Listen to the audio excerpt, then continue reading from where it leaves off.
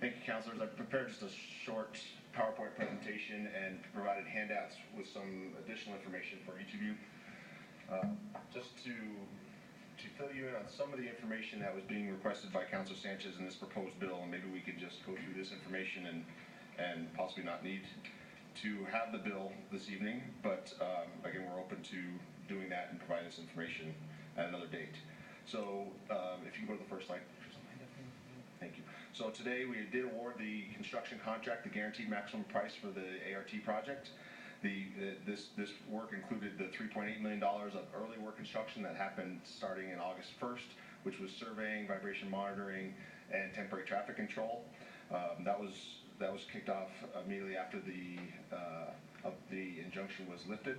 And then the large construction contract, which is the construction for all of the materials along Central Avenue between Louisiana and Coors Boulevard, was just awarded today for $78.8 million for a total construction cost of $82.6 million.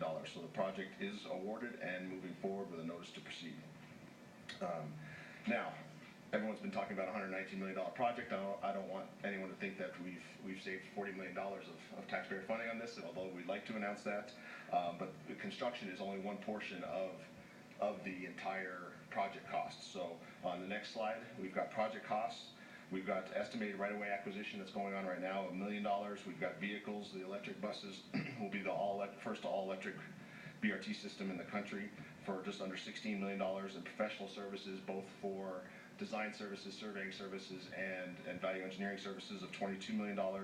And then that construction cost, without contingency, that $82.6 million does include about $2.5 million of contingency that we're not obligated to pay. It's there if we need it for unforeseen conditions. So that gives us a total project cost of $119.1 million. I don't want, as we move forward with the FTA, I don't want anyone to get the idea that in documents that we submit to the FTA, we have to include other non-project costs in those, such as contingency for out years that they want to see in their budgets and for some operational costs. But the capital cost for the project, as designed, as constructed, that the taxpayers are financially obligated to pay is the $119 million. The funding sources for this project, and here I've got in the handout, your first piece of that handout breaks these costs down into individual accounts, but we've got the FTA Small Starts Grant for $69 million. We have what is going to get proposed through the House is a $50 million funding this year and $19 million next year. So it's not that we're getting $19 million less, they just want to give it to us over 2 years. We are still requesting for and showing them with this construction schedule that we're on that they could fund us all in one fiscal year and gives us all 69 now. But the worst case scenario is they fund us over 2 years, which is still before we finish our project and will be fully funded. Mr. Reed, Mr. President, to clarify that, I think there's been I've seen different news reports that have reported it the different ways as this is developed.